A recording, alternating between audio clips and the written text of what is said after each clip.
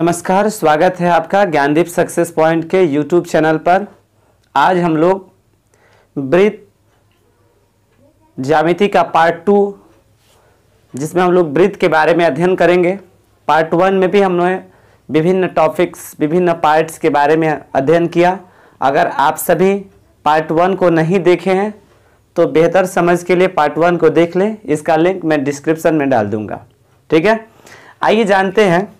ये बोर्ड परीक्षाओं में या कॉम्पिटिटिव परीक्षाओं में हर बार पूछे जाते हैं, उन्हीं को मैंने वन लाइनर फॉर्मेट में बनाकर लिखा है। जैसा कि पहला, वृत्त बिंदुओं का एक क्या है? समुच्चय है। वृत्त क्या है? असंख्य बिंदुओं का एक ग्रुप से समुच्चय है। एक वृत्त पर अनंत स्पर्श रेखाएं खींची जा सकती है। एक वृत्त पर अनंत स्पर्श रेखाएं खींची जा सकती हैं।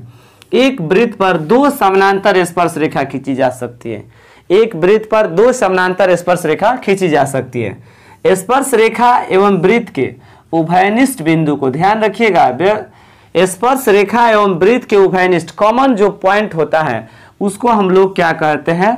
पॉइंट ऑफ कांटेक्ट कहते हैं, अर्थात स्पर्श बिंदु कहते हैं। वृत्त को दो बिंदुओं पर काटने वाली रेखा को हम लोग क्या कहते हैं? सेकेंड कहते हैं। छेदक या प्रतिच्छेदी रेखा के नाम से जानते हैं। वृत्त के किसी बिंदु पर स्पर्श रेखा स्पर्श बिंदु से जाने वाली त्रिज्या पर लंब होती है।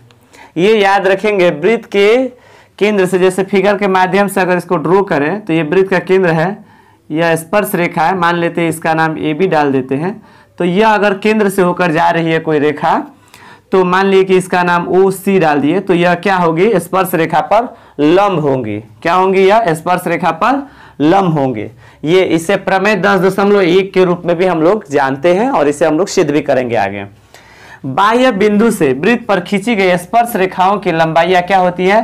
समान होती है, बराबर होती है। ध्यान रखें, ऑब्जेक्टिव में भी पूछता है कि बाह्य बिंदु से वृत्त पर खींची गई स्पर्श रेखाओं की लंबाइयां क्या होती है? समान होती है। अगर इसे फिगर के माध्यम से देखा जाए तो मान लीजिए कि बाह्य बिंदु है और यहाँ इसका नाम P डाल देते हैं, यहाँ A डाल देते हैं, यहाँ B डाल देते हैं। तो बाह्य बिंदु से ये क्या है? PA और PB दो स्पर्श रेखा है और इन दोनों की लंबाई क्या होंगी? समान होगी। यह थ्योरम किससे? 10.2 प्रमेय के आधार पर हम लोग जानते हैं। व्यास द्वारा परिधि पर बना कोण, यह कई बार पूछा गया है प्रतियोगिता परीक्षाओं में। समकोण होता है। व्यास द्वारा परिधि पर जो कोण बनाई जाती है वो क्या होते हैं?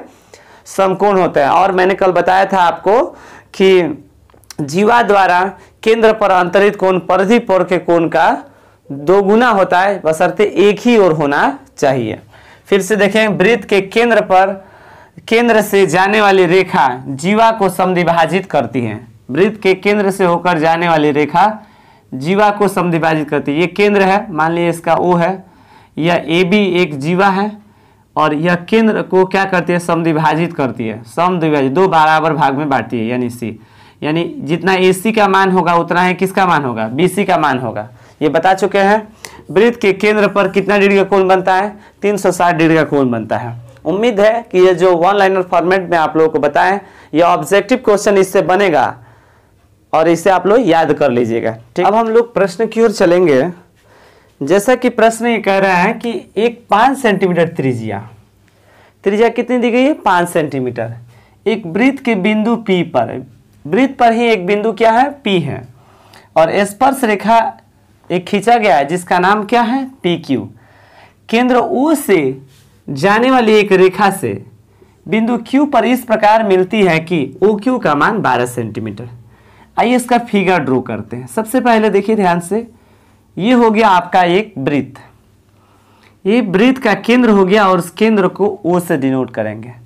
क्वेश्चन में कह रहा है कि वृत्त के बिंदु P पर, वृत्त पर एक बिंदु है जिसे हम लोग P से डिनोट करेंगे और इससे एक स्पर्श रेखा खींची गई है।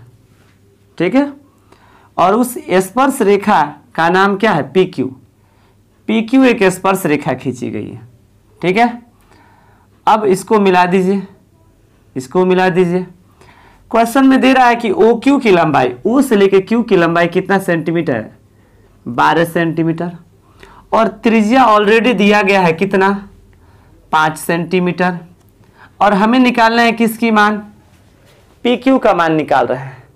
हम लोग प्रमेय 10.1 से जान रहे हैं, केंद्र से जाने वाली रेखा स्पर्श बिंदु पर क्या होती है, लंब होती है। ये समकोण, समकोण के सामने वाला ये कर्ण, इसे आधार या लंब मान लीजिए। तो हमें मान किसका निकालना है, PQ का। दिया किसका मान है, देख लीजिए, गिवन किसका मान दिया गया है, OP। OP क्या है आपका, त्रिज्या है। O से लेकर P क्या है, ये त्रिज्या है। कितना दिया गया, 5 सेंटीमीटर। फिर कह रहा है कि केंद्र से लेके Q की दूरी कितनी है, OQ कितना सेंटीमीटर दिया है, 12 सेंटीमीटर। मान किसका मान चाहिए, PQ। क्या है PQ, रूट अंडर, ये आधार मान लीजिए कर्ण, तो सीधे हम कहेंगे कर्ण में से लंब या आधार को क्या करेंगे, घटा लेंगे। तो क्या है, OQ। क्या करेंगे, OQ का स्क्वायर माइनस OP का स्क्वायर। ठीक है, अब OQ का मान कितना दिया गया है, OQ 12 का स्क्वायर कर देंगे, माइनस OP का मान कितना है, 5 का स्क्वायर कर देंगे। 12 का स्क्वायर करेंगे कितना होगा, 144। 5 का स्क्वायर करेंगे कितना होगा, 25। अब किसका मान निकालना हम लोगों को, PQ का मान 144 में से घटाइए, 14 में से 5 जाएगा 9, फिर यहाँ बचा 13 में से 2 जाएगा कितना होगा, 11, 119, और ये रूट है तो रूट, ये आपका क्या हो जाएगा, आंसर हो जाएगा। आइए अब नेक्स्ट प्रश्न की ओर चलते हैं। नेक्स्ट प्रश्न कह रहा है कि एक वृत्त खींचिए, बना दीजिए एक वृत्त। ये एक वृत्त हो गया। कह रहा है ये क्वेश्चन, एक वृत्त खींचिए और एक दी गई रेखा के समानांतर, यानी 2 गो रेखा खींचना है। 2 रेखा खींचना है और दोनों कैसी होनी चाहिए, समानांतर रेखा होनी चाहिए। ठीक है, साथ ही साथ उनमें से एक क्या होना चाहिए, स्पर्श रेखा। एक रेखा जो होगी वो क्या होंगी, स्पर्श रेखा, तथा दूसरी क्या होंगी, वह छेदक रेखा। स्पर्श रेखा वृत्त को एक बिंदु पर काटती है, जबकि छेदक रेखा वृत्त को 2 बिंदु पर काटती है। और दोनों ही रेखा कैसी बनानी है, समानांतर। किस प्रकार की होनी चाहिए, समानांतर होनी चाहिए। तो यह केंद्र हो गया, ठीक है, ये छेदक रेखा हो गया। देखिए तो ये इसका नाम PQ डाल देते हैं। वृत्त को 2 बिंदु पर काटिए, ये छेदक रेखा हो गया। और एक यहाँ पर ये जरा वृत्त को जरा गोल बना लो, है ना, ये वृत्त, ये हो गया आपका दूसरा रेखा। इसका नाम मैं AB डाल देता हूं। ठीक है, यह वृत्त को एक बिंदु पर काटा है ना, ये नीचे वाला हो जाएगा स्पर्श रेखा, स्पर्श रेखा, और ऊपर वाला हो जाएगा आपका छेदक रेखा। हो गया, और दोनों आपस में क्या है, समानांतर भी है। हम लोग लिख सकते हैं PQ समानांतर AB। उम्मीद है कि समझ में आ गई होंगी। अब हम लोग चलते हैं अध्याय 10.2 में। क्वेश्चन नंबर फर्स्ट कह रहा है कि एक बिंदु Q से वृत्त पर स्पर्श रेखा की लंबाई 24 सेंटीमीटर है। सबसे पहले एक वृत्त बना लेते हैं हम लोग। ये वृत्त बन गया, इसका केंद्र दे देते हैं। कह रहा है कि एक बिंदु Q से वृत्त पर स्पर्श रेखा की लंबाई, ये मान लेते हैं एक बिंदु Q है,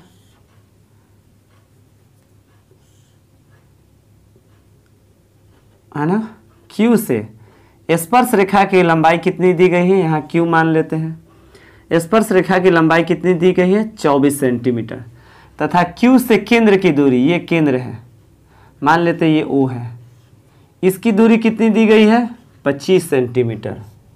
ठीक है, तो पूछ क्या रहा है, वृत्त की त्रिज्या क्या होगी।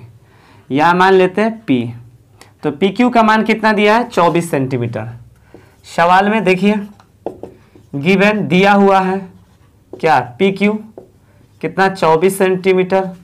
OQ केंद्र से दूरी कितनी दी गई है, 25 सेंटीमीटर। कितना दिया गया है, 25 सेंटीमीटर। पूछ किसका मान रहा है, OP का, कि OP का मान क्या होगा, अर्थात त्रिज्या क्या होंगे। ठीक है, OP क्या है, ये त्रिज्या है। तो सबसे पहले ये कर्ण है, ये 90 डिग्री होगा, क्योंकि केंद्र से जाने वाली रेखा स्पर्श बिंदु पर लंब होती है, प्रमेय 10.1 से। तो हमें चाहिए किसका मान, ये लंब के ठीक सामने कर्ण का मान दिया है, ये आधार का मान दिया है, तो मान लेते हैं ये लंब ही है। अगर लंब का मान निकालना यानी त्रिज्या, तो हम लोग लिख सकते हैं OP बराबर, जैसा कि आपको पढ़ाया गया है, आधार या कर्ण, आधार या लंब क्या होता है, रूट अंडर कर्ण स्क्वायर माइनस आधार स्क्वायर या कर्ण स्क्वायर माइनस लंब स्क्वायर।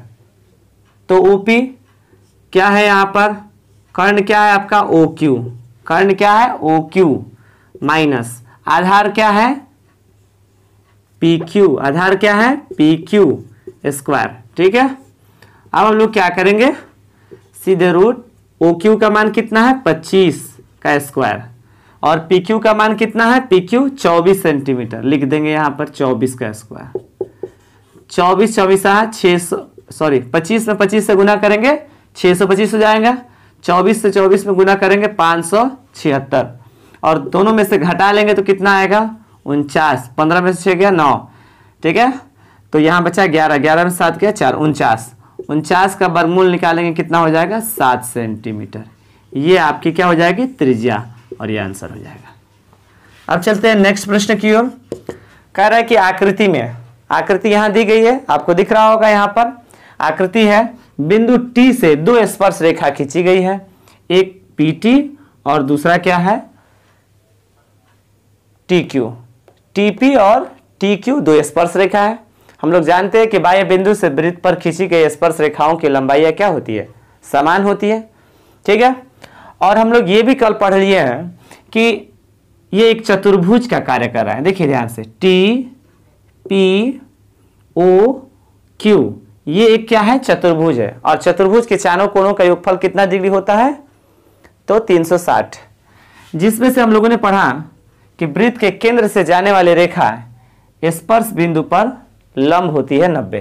तो ये 90 और ये 90 कितना हो गया 180, बाहर निकल जाएगा 180, बचेगा क्या ये इन दोनों का योगफल कितना डिग्री होगा 180, जिसमें से एक 110 है तो दूसरा कितना हो जाएगा यहाँ पर। ठीक है, दूसरा कितना हो जाएगा POQ पूछ रहा है इतना है तो PTQ, तो सीधे आप लोग निकाल सकते हैं इसका मान कितना हो जाएगा 70।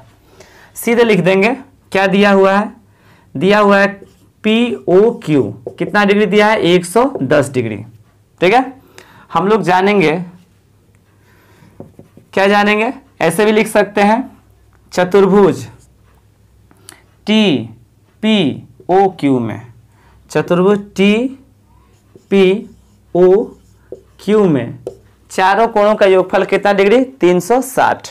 ठीक है, तो में ये 90 है ये 90, 180 निकल गया, बच क्या गया इन दोनों कोणों का योगफल। तो लिखेंगे एंगल PTQ प्लस इधर वाला ये और ये ध्यान रखिएगा POQ, एंगल POQ, इन दोनों को ही मिला दिया जाए तो कितना डिग्री होता है 180 डिग्री। ठीक है, 4 भी लेकर हो सकता है, 90 90 रखकर घटा सकते हैं आप लोग। PTQ का मान निकालना है, इसको छोड़ दीजिए PTQ, POQ का मान दिया है कितना 110 बराबर 180, तो यहाँ लिख सकते हैं PTQ बराबर 180 प्लस 110 इधर आया माइनस 110।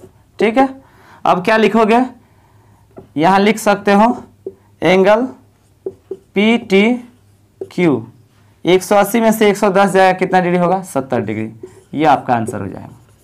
अब हम लोग नेक्स्ट प्रश्न की ओर चलेंगे। जैसा कि प्रश्न कह रहा है कि एक बिंदु P से O केंद्र वाले किसी वृत्त पर, बना दीजिए यहाँ पर, ये आपका एक O केंद्र वाला क्या है वृत्त है। ठीक, O केंद्र वाला ये वृत्त है, किनारे में लिखता हूं। और क्या कह रहा है, किसी वृत्त पर PA तथा PB स्पर्श रेखाएं, यानी एक बिंदु ये P है, इससे दो स्पर्श रेखाएं हैं, एक PA और दूसरा क्या है PB। PA और PB दो स्पर्श रेखाएं हैं। ठीक है, PA PB स्पर्श रेखा है, परस्पर 80 डिग्री के कोण पर झुका हुआ है। कितना डिग्री के कोण पर झुका हुआ है 80 डिग्री के कोण पर झुका हुआ है। इसको मिला दीजिए यहां पर, ये 90 डिग्री हो जाएगा, आप सभी जानते हैं 90 डिग्री कोण पर झुका हुआ है। ठीक है, यानी APB, ध्यान रखेंगे सॉल्यूशन दिया है, ये दोनों की लंबाई आपस में बराबर होंगे, साथ में दिया है कि ये दोनों कितने डिग्री पर झुकी हुई है 80 डिग्री पर। APB एंगल APB बराबर 80 डिग्री है ना। तो पूछ क्या रहा है POA का मान ज्ञात करें। POA, यानी इस आधे का मान पूछ रहा है, एक साइड का। तो आप सभी जानते हैं कि इन दोनों का मान कितना होगा, 180 डिग्री। तो ये तय हो गया कि ये 80 है तो ये 100 होगा, क्योंकि इन दोनों को योगफल कितना होता है, 180 डिग्री। तो ये 80 है तो ये कितना होगा, 100 डिग्री होगा।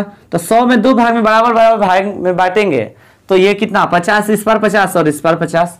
ये आपका क्या हो जाएगा, आंसर हो जाएगा। ठीक है, आइए देखते हैं फिर हम लोग निकालते हैं कि एंगल AOB, एंगल AOB, ठीक है, मान किसका पूछ रहा है, यहां लिख देते हैं POA बराबर क्या होगा, angle AOB plus angle APB, angle APB equal 180 degree. ठीक है, अब क्या है, AOB का मान ज्ञात नहीं है, छोड़िए इसको। APB का मान ज्ञात है, एक कितने डिग्री पर झुका हुआ है, 80 डिग्री पर। यहां लिख देंगे 80 बराबर 180 डिग्री। ठीक है, AOB बराबर 180 प्लस है, इधर आया माइनस 80 डिग्री। ठीक है, एंगल AOB 180 में से 80 को घटाएंगे कितना आ जाएगा, 100 डिग्री। एंगल AOB का मान 100 डिग्री। लेकिन हम लोग को ये पूरा मान नहीं चाहिए, हमको ये आधा मान चाहिए। किसका मान चाहिए, आधा, POA। एंगल POA बराबर 1/2, ये आधा है ना, ये पूरे का क्या है, एक साइड का चाहिए आधा, यानी चाहिए हम लोगों को मान किसका, POA का मान, POA इस मान को चाहिए। तो 1/2 किसका है, यह AOB का, एंगल AOB। तो 1/2 का 1/2, AOB का मान कितना है, 100 डिग्री, लिख दीजिए 100, 2 से कटाइए 50 और लिख दीजिए यहाँ POA कितना डिग्री आ गया, 50 डिग्री। ये आपका आंसर है। उम्मीद है कि ये जितने भी प्रश्न आपको बताए गए होंगे ये अच्छी तरह से समझ में आए होंगे। इसीलिए इस वीडियो को अपने फ्रेंड के पास शेयर जरूर कीजिएगा ताकि उन्हें भी बोर्ड परीक्षा के इम्पोर्टेंट क्वेश्चन के बारे में जान सके।